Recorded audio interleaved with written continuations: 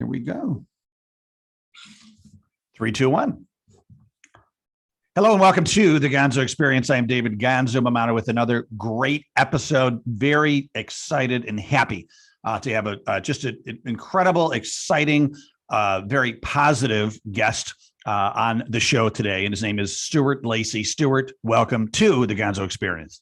Oh, thank you, my friend. I'm thrilled to be here. Love what you do. You are in Bermuda, making it happen. I believe you're originally from Canada. Is that correct?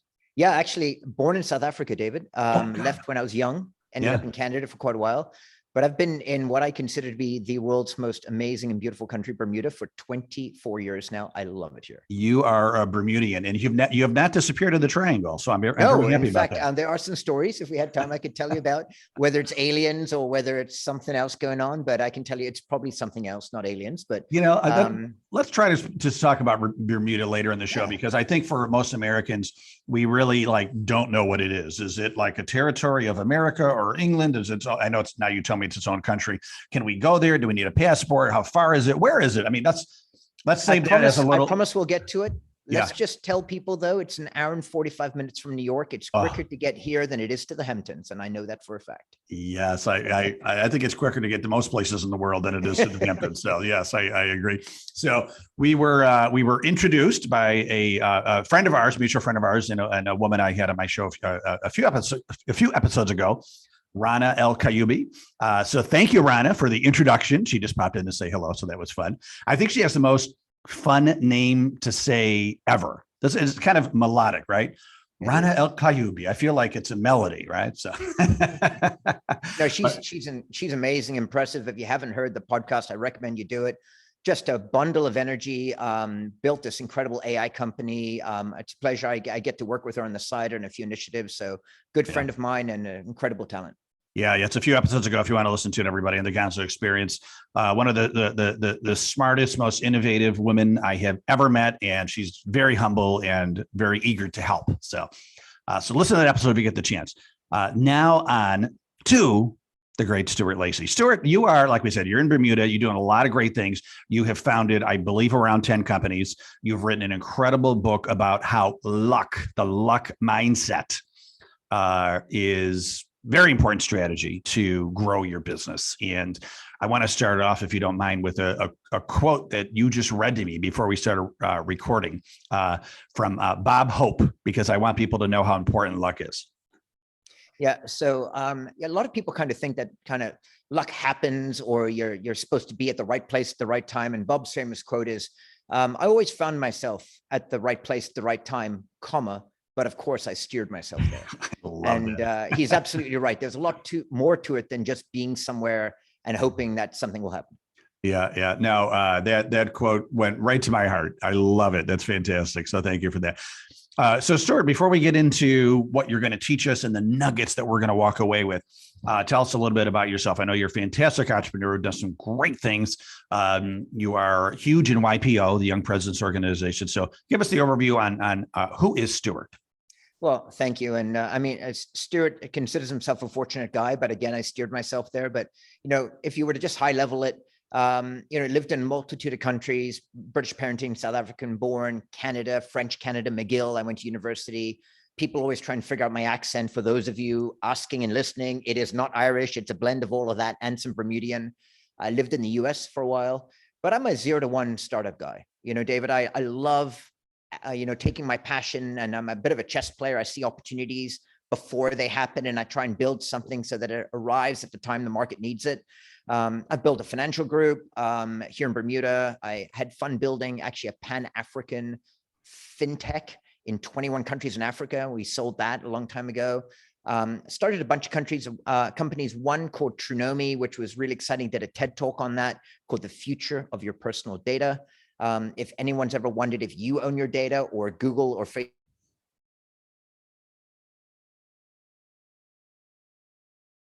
data, you should. And Trunomi was built to solve that. It was a super exciting run, Silicon Valley backed and VC funded. And I learned all about that part of the world. And then more recently, and I talk about a bit in the book, I was influenced a lot by David Brooks' book, 2019, called The Second Mountain. And there's always this concept of whatever mountain you think you're on, there's another one behind it. There's some other experience that you might want. It's not really a bucket list. It's more like an elevation of yourself to some other calling that you want, Maslow's hierarchy, whatever that might be. And for me, after Trinomi, I wanted to try and find impact in my life. I was very motivated. And so I took time off. And during that period of 3 years, I wrote the book that was asked to by Forbes, and it was a phenomenal collaboration. I'm super proud of it. And I also was given the opportunity to lead the Northeast US for YPO, which is like Boston, New York, Philadelphia, Washington, DC, about 3,500 CEOs. And it was through COVID, and not an easy run, and about, 30 hours a week of volunteer work. And I loved it. I loved being available and being able to help. And it was a really meaningful part of my life, and a very important part of an organization that I'm very, very close to my heart. That's fantastic. Well, thanks for giving back. I mean, people and I've got like you. Two boys, shout out to Max, 13, Ethan, 17, and a beautiful wife, Lisa, 20 years married this year. And I'm living in the outstandingly amazing country of Bermuda. That's incredible. Do we need a passport to get to Bermuda, or is it kind of like a little special friendship with America? Well, there's definitely a special friendship with America. In fact, you pre-clear here in Bermuda flying home. So you actually go to American soil technically before you even leave, landing domestically, which is super cool. There's all kinds of really close relationships. Our money's pegged one-to-one. Our financial industry, tourism industry, heavily influenced. But we do fly along with our own flag in a very meaningful sense of patriotism for what it means to be Bermuda. We do actually also have the British Union Jack that flies as part of us being a part of that original Commonwealth structure of the UK. Yeah. But we're a very international place. All right. To answer your question, yes, you need a passport, but we are very welcoming, and would love to see you. Very cool. Yeah, I asked it because I can't find my damn passport, but I gotta get a new one. But I'm gonna come see you. So all right, mate. Hopefully I'll find it sooner. I'll just have to get a new one. So tell us about luck. You've written a book about it. You're a big believer in the luck mindset, and you really don't hear that a lot, right? You don't, when you go to business schools and books and stuff like that, people are telling, well, you have to have a unique competitive advantage, and you have to raise money, and you have to think about, who your customers are, and a lot of sales and marketing and leadership and culture but luck is really not covered, and not too much. And I was telling you, pre-chat, that when I do go speak into schools, I speak a lot of colleges and high schools, I will cover all that stuff I just talked about. Then at the very end, I'll say, and don't forget about luck. And Bob Hope set it up perfectly. Like, yeah, sometimes you find yourself in the right place at the right time because you have steered yourself there. And so want to hear definitely more about how you incorporate luck into business planning. Yeah. And so I'll say, even in Silicon Valley, one of the most famous sayings is, it's great to have talent. It's better to have timing, but the best is luck, right? So even a place like the Valley understands the importance of luck. And I think the question is how does the average person create more luck or take advantage of better outcomes more frequently? And I think the starting point would be is that luck is not chance. So number one, if you think luck is the odds and chance, that's a very different thing. The house, for example, in Vegas is stacked against you. Even the best game, craps 49.8%. It's still in favor of the house, and you'll still net lose. And there are odds. There are odds to getting a lightning strike. There are odds to all kinds of stuff. And you can improve your odds by doing more things to try and improve the odds, but that is not luck. Luck is this curious and then ultimately understandable thing, which is effectively what you take action towards to create outcomes, which other people would then consider luck in hindsight. So a couple of examples, luck is positive and negative. Think of it that way. So some people think luck is talismans and charms, for example. And some people might know Phil Esposito, the famous hockey player. If he walked by crossed hockey sticks on the way out on the ice, he'd have a terrible game. Steven Tyler Verasmith, if he didn't have his lucky mic stand with that scarf on it, he'd have a poor performance. So the question would be, does a lucky rabbit's foot or a talisman actually improve your performance, or would the lack of it actually decrease your performance? So I would contend that luck is both positive and negative, and you can create it as much as you can actually enact things that decrease it tremendously. And I'll give you an example. Imagine you are, for a second, David, in a club and smoke comes billowing over the roof, and your immediate response to situational awareness, which is one of the chapters in the book, is, hey, I'm going to run for the door. And you, along with everyone else, go charging to the door. As you might know, the biggest loss of life in circumstances like that is stampede. How many people turned around and just walked to the kitchen? Very few. Why? They didn't think of it. Number two, there's a door in every kitchen. So your choice in that moment could be both positive and negative, depending on how you responded circumstantially to an occurrence. So I use that to share that I want people to think that luck doesn't happen to you, but you happen to luck. And there are things that you can do. And we've built it into 10 core principles. And those are 5 habits, 3 behaviors, and 2 actions, which you can concretely change in order to then create these incredible outcomes that other people would then become jealous of. So to put yourself in the way of luck. Correct. And to understand it's a mindset. So I think mindset has become a very illustrious word. Everyone loves it. But if you actually go back in time, I think the architect of the modern mindset work was Carol Dweck. And she's the person that wrote this incredible piece of work. And it was 20 years ago, of going from a fixed to a growth mindset. And that was the concept of fixed, the world happens to me, growth, I happen to the world. Like if with effort and talent, and even Malcolm Gladwell, Outliers, 10,000 hours, you're probably familiar with it. If we put enough effort into anything, we reward a certain kind of outcome. And the challenge I had is I was looking at that and was 20 years old. And I said, there's got to be another mindset, because modern history shows that things are occurring that can't be only attributable to that. And what was interesting is, you can go to the New York subway and watch Subway Girl busking. Now, she has been playing for well more than 10,000 hours, and she's still busking in the subway. So talent development in and of itself, insufficient. One of the people I interviewed completely serendipitously was Hafthor Bjornsson. You might know him as the Mountain from the Game of Thrones. So here's a guy, and not many people know his history, but for 7 years, he came 3rd or 2nd in World's Strongest Man. That's what he's known for, before he had finally won. And he counted up the hours, and we talked about it in the interview, and he estimated roughly 37 to 40,000 hours of training before the final year he came first. So my question would be, what was happening in his head that propagated him to do more and go beyond just the hours to ultimately get success? And he and I talked about those triggers that took him beyond just training. And so I look at it as genetics, partially. Some people are Michael Phelpsian, David, size 14, double jointed feet. Body that's shorter, legs that are longer. He's a human dolphin. So as a result, he's a good swimmer. But there are a lot of good swimmers. So what separates true, amazing performance from people that just put in time and effort? And how does the average person not have to put in 10,000 hours necessarily in order to generate incredible outcomes? And I think it comes through mindset change. And so what we learned is there was a third mindset, the luck mindset, and it was beyond the growth mindset. And that is what the book is about. And that's what I work on in my master classes with teams, is how they can change those outcomes. So how is it different than having a growth mindset, a positive mindset, and a mindset or putting in the 10,000 hours? How is a luck mindset different than those other mindsets? Great question. And I think something that would be really relevant to a lot of listeners right now is the concept of a black swan. Like we go through them. We've just gone through one with COVID. You can't expect them.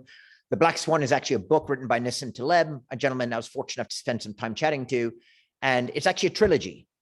And the trilogy about the Black Swan, actually, he talks about 3 stages.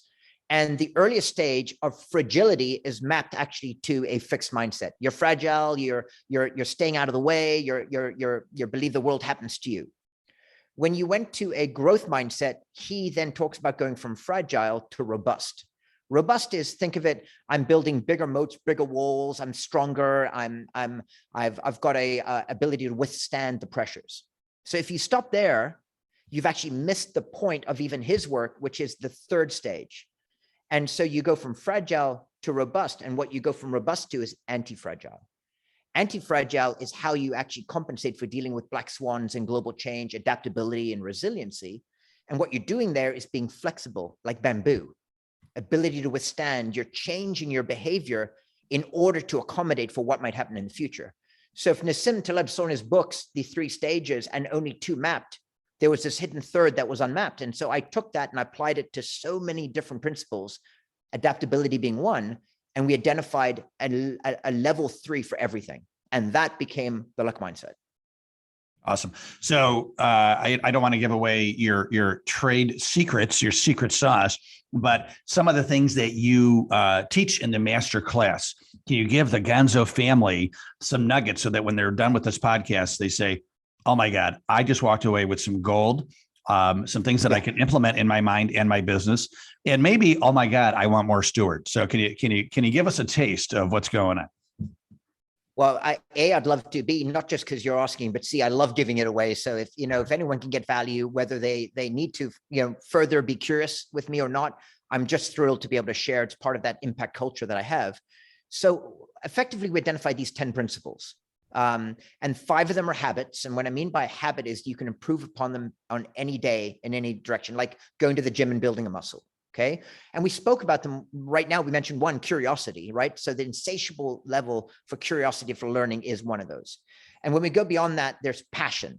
Now we know that people perform best when they're doing things they're passionate about, not because they want compensation. In fact, we know from engagement. So if anyone in a business is trying to get engaged, productive employees, and they're using money in order to be able to reward outcomes. In fact, money is a net detriment to engagement. Believe it or not, it's actually a negative correlation. Paying someone for performance actually removes their engagement because they feel used and a commodity. Rather, true engagement stems from 2 things, which is a sense of progress and meaning. So we do work with people on the passion side to drive engagement by finding meaning in businesses and being able to identify sources of progress. Okay. 3rd, connectivity. So on these habits, connectivity is how we connect with other human beings. And what we found there really interesting is people say numbers or quality, quantity. It's both, but you have to actually build quantity and trim. The secret to connectivity is constantly trimming the people that aren't performant and focusing more on what are called super connectors, the people that connect everywhere, and the influencers, but not social media influencers necessarily, but people that can actually amplify you and your brand and your name and create what are called social proofs. 3rd-party people that say amazing stuff about you rather than you having to say stuff about yourself. Okay. So that's kind of to connectivity. 4th, positivity. You'll see it in Bob and Lights in my learning lab here at Clarity in Bermuda. It's the overarching principle that changes how people interact with other human beings. That can-do attitude. And there are a lot of things about positivity, what it means in the psyche of both individuals and teams. And finally, empathy. Empathy is one of my favorite. I can tell you it was one of the hardest ones for me to build. And empathy, I spent time working with Bobby Sagar. His 2 best friends, by the way, are Sting and the Dalai Lama. So this is a pretty cool cat. And he had a huge exit, did really well, spent his life traveling in some of the most war-torn areas of the world, especially with kids. And David, his stories of how you interact with other human beings and how you build empathy are transformative for the nature of relationships. And so I'll pause there, but those are the 5 habits. We build those, we curate them, we work on them. And there are techniques and hacks and exercises all the way through the book to help people build on those. And those prepare us to be able to take advantage of opportunity when it arrives. Now the question is, when does opportunity arrive and what do we do? And those are the next 3, which we call the behaviors of luck. And they're 3. They're simple. Situational awareness. Am I aware of what's happening around me? Adaptability. When something happens, how do I respond? And 3rd, serendipity. And serendipity is the fun one. Situational awareness, easy one. In fact, my interviewee there, guest star, amazing, the survivor of the Virginia Tech shooting, Christina Anderson, good friend of mine. She actually built the Kafka Foundation to actually work with schools in how they can respond to school shootings, a very real topic for a lot of people today. And your awareness when something's happening. For example, I don't know if you hop on the subway. Did you know that standing in the first or the last car is 67% safer than the middle car? If someone's going to bomb or attack, they'll go to the middle. So a lot of things about what do you do? For example, that comment about the fire and the what exit do you go to? So situational awareness is one.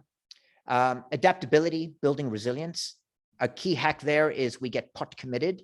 I interviewed David Brashears. He took IMAX equipment up Everest. He was there in 96 at the largest single loss of life on Everest. He was there when Rob Hall and the other teams kept going, despite him saying the storm is coming, you need to back away. That resulted in the book by John Krakauer, Into Thin Air. Phenomenal book, great movie. Brashears, a brilliant speaker, mountaineer. But he talked about how people climbing Everest, David, get so much entrenched in the effort, the time, the treasure to get to summit camp, they literally cannot turn back, despite failure right in their eyes. And that could lead to death. And as a result, in that chapter, we learn about sizing risk, time, and effort to reduce the amount of pot commitment to allow yourself to opt out of something rather than have to follow it through potentially to demise. And finally, serendipity, the big one. This is where something happens. Skin rise, the hair rises on the back of your neck. And you're like, how do I take advantage of that? Gut instinct, going with the flow statistics, flow states, a huge amount of inspiration there. We can talk about that another time because I don't want to overwhelm you with all the cool things. And the final two, the actions, choice. You either do something about it or you don't. Let me ask you, David, how often have you heard someone say, I thought about that. Only if I'd done it, if only I'd acted, if only I'd wished. Oh my God, so many times. All the time. So many times. And the second one, Barbara Corcoran, my guest star for that one from Shark Tank, she knows that the single greatest way to succeed is to learn to fail forwards and to fail in small increments and spend less time recovering and feeling sorry for yourself in order to try again. So those are the 10. Very quick shot, tons of great stories behind them, but I wanted to pause and just throw it back to you. I love it. Well, that's incredible. And I think it would be so valuable for any entrepreneur, but especially starting out, as you're green and you start to like flood your brain with these concepts you're talking about. What an incredible mindset to become a first-time entrepreneur. So when so how do people work with you? Do you work one-on-one? Do you work in groups?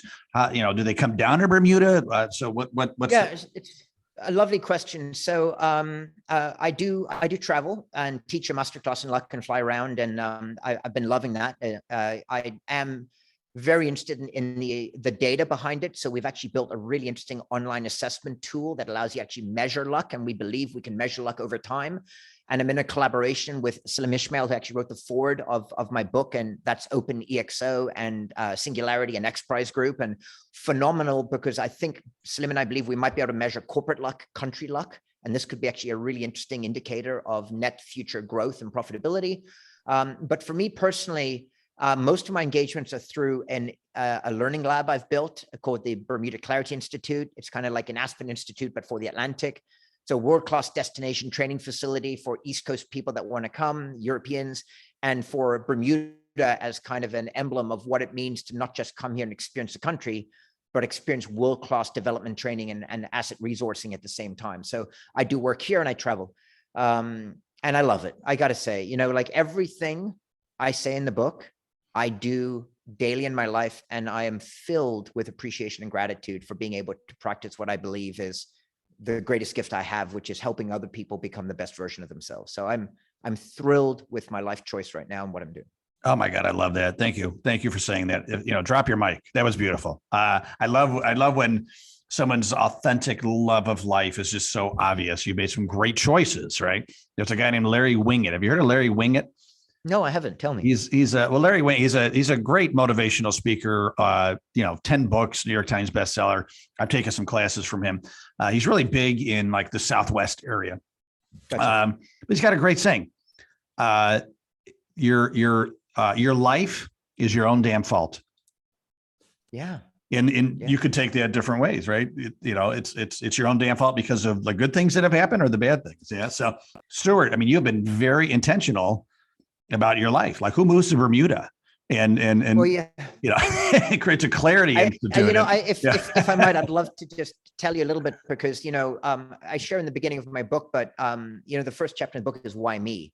And I'll tell you that everyone has a genesis story, and mine is not an easy one. I skipped a grade in South Africa. As you might know, South Africa, Southern Hemisphere. So when you move to Canada, you switch ahead 6 months in school. And I'm a January 4th kid. So I was the shortest, smallest, and I had a funny accent arriving in Canada in 78. And kids can be mean to other kids when you're told by your parents as well to answer every question, put your hand up, and wear corduroys when everyone wears jeans. And oh my God. I was the subject of a tremendous amount of bullying as a young age. And I mean, really significant. In fact, my first book I wanted to write was called 330 Lawson Park. And that's because at 3:30 every day, I'd walk home from my school and have to traverse through Lawson Park, and I'd get my daily beating. Yeah. And Lawson Park never got written. It might one day, but I reflect on it in the book, because what happened is at a very young age, I learned that I couldn't push back and fight back against a bully. I just wasn't big enough. That wasn't the game. And my grandfather taught me chess at a young age, and my brain just was like, well, if I can do A, B, C, and D, the outcome should look like E. And I started doing things like using humor and using empathy and a whole bunch of things that I didn't understand at the time were the formative ingredients for the recipe that luck then became. But I started doing these things and it changed my interactions with people. And it's the thing I could control with my mindset. So I had this formative early days. And then as I grew and I went to McGill and had a job and went to the US for a while and made more money than any young 22-year-old should probably make at that age. I realized I departed a little bit from those truisms that had carried me so well through my youth, and I actually cratered. And so, I think, authenticity, vulnerability being a key driver in all leadership these days. My vulnerability is that I saw a bad side of me emerge in my young 20s because money and fame or success had kind of predicated that. And I ended up blowing myself up, overextended in real estate and went to zero. And I actually sold my television set for a one-way plane ticket to Bermuda in 1998 and came here hat in hand, very humbled, with a belief that I needed to go back to those things that had served me so well as a youth. And I did, and I doubled down on them. And from that, 12 companies later, and just a whole different approach to life, formalized those into now the 10 principles in the luck mindset and the formula for luck. What a great story. What a great story. Bullying is horrible. But you see a lot of successful people that were bullied, and it's almost like they wanted to prove themselves, ultimately. And you certainly have. And it'd be great to go back to those bullies and say, like, how successful are you? But I know you won't do that. Well, there's a quote I recently put up on our Clarity Instagram, and I loved it. And it was this incredible speaker saying, tough times create great leaders. Yeah. Great leaders create easy times. Yeah. Easy times create weak leaders. Weak leaders create tough times. And so what we need to remember with our kids, and I have two, Max, who's 13, and Ethan, who's turning 17, is the world that we give our children is very much going to drive the kind of children that they become. My mentor, James, a very dear friend of mine, remembers growing up and taking the grass out of his front yard and planting potatoes. And he said, I'll never be poor again, right? These foundational things that as youth, as children, that we set in our mind as our goals are things that we need to be careful as parents. If we give children too much of an easy gilded ride, they might be in that easy life and it might not necessarily build them into strong leaders. And so I've been very thoughtful about that with my own two children. And I do some work as a coach with a few people. And sometimes it does stem into life coaching. And I think that's one of the things that parents are troubled with a lot right now is, what legacy do I leave? Yeah.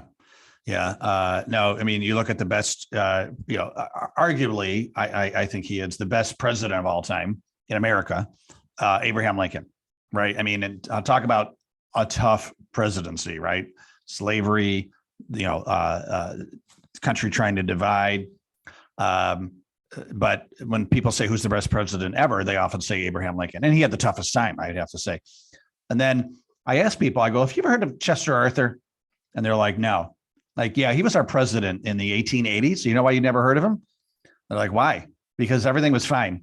Everything was like going well in America, and he really didn't do much. And so, you're right. Tough times make great leaders. I agree with you. And for me, look at my childhood, and so are you familiar with Screech from Saved by the Bell? Yep. So I was his twin growing up, and I too got picked on, long nose, curly hair, blah blah. So I developed a gregarious personality. I developed, I'll say, attempts of humor, right? And they were kind of survival techniques to stand out and be relevant, and it shaped who I am today. And I've gone through life feeling like that I'm not normal, and I want to do something really impactful for the world, as Steve Jobs would say, make a dent in the universe. And that's in my heart, and I, if I had, blonde hair, blue eyes, and looked like every great little American kid and all the girls loved me, I probably wouldn't be trying to make such a big difference in the world. Right. And so it did shape me as your childhood shaped you today. Well, I love, and thank you for sharing your story. And I feel for how those experiences can occur, David. And, I think it probably shows that, EQ is the number one leadership competency right now, not IQ. In fact, EQ and AQ, adaptability quotient. But on the EQ side, leaders that drive and lead with vulnerability scale trust, right? And YPO is known as an organization world that scales trust faster than anywhere else in the world, but trust changes everything. Because in trust, there's a safe place for ideas and innovation to spawn, because you can be trusted that they'll be taken at face value and you're not going to get a default no. That's kind of the yes culture, the Richard Branson yes culture, right? Like, how do we how do we take it? I got trained in Chicago at Second City Improv, and they talk about not just yes, but yes and. How do we take it and grow it, right? I did too. We have that in common. Yeah. And, I think when you're thinking about, modern leadership, vulnerability, intentionality, authenticity, like starting a meeting, not with what did you conquer, but what went wrong? How hard was it?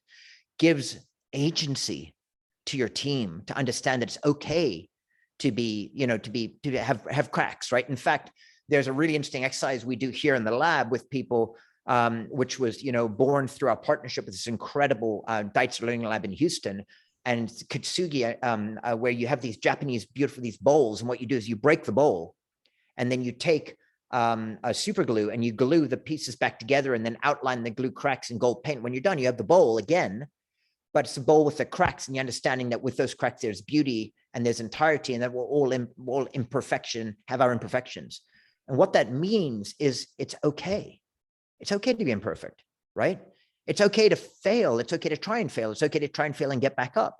And it's okay to support that. And I think companies that embrace change faster. They don't look to the world with a sense of dread, but with a sense of wonder. And I think those are trainable outcomes, and those are changeable outcomes. And that's why the world doesn't happen to you, but you happen to the world.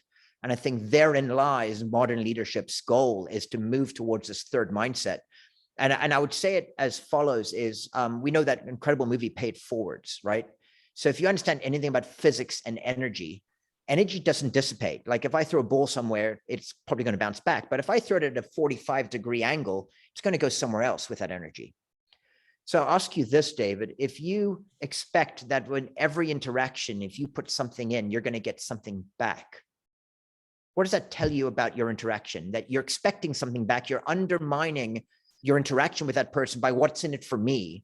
And whilst that might get people somewhere, the other person is going to read that really quickly and feel that this is a barter, not an exchange of gifts, not a way to serve, not a way to help. And so when you pay it forward, if you believe in entropy and understand energy, we dump our energy into the world. And if we do it consistently enough with the right people, the right way, that energy will return. And that is what so many people start to think, to understand, is that I don't have to ask for something in return. I can just do the right thing because it's the right thing to do. And with that, through leadership, their teams respond, their markets respond, their customers respond, their spouse and kids respond, their communities respond, their churches respond. And as a result, that is where true greatness will come from, is not the expectation of return, but the truth and honesty in giving. Doing the right thing. And then the universe responds. Yeah. The universe responds, and you get to look in your mirror and love who you see. You get to wake up in the morning and feel good about yourself. So that only propagates a better outcome. Yeah. So this is fantastic. I could talk to you forever. I do try to keep this around a half an hour because of the ADHD mindset of the entrepreneur. Me too, my friend. Including myself. But Stuart, so phenomenal. Thank you so much. I really appreciate you sharing some heartbeats with us today. If our Gonzo family wants to reach out to you and learn more, or maybe set up a call, what's the best way to get in contact with you? Well, if you're really interested in the Formula for Luck, it's easy, formulaforluck.com, and you can drive anywhere you need there, assessments, downloads, interactions. If you want to get hold of me, probably the best way is through my Bermuda Clarity Institute, which is clarity.bm or bermudaclarityinstitute.com. And I'll just leave your viewers with a comment, is that I'm unafraid and fully open to receive any kind of a reach out and ask. If there's something you need connected to, let me know. I can help. If you've got a query, a question, a challenge, David, I love interactions with human beings. I'm fully open and appreciative of it. And it's what makes my days great. And I just want to shout out to you as well. Rana's introduction made this occur, and you're a lovely spirit to be able to converse with. We've had some great chats before, and I deeply appreciate the opportunity.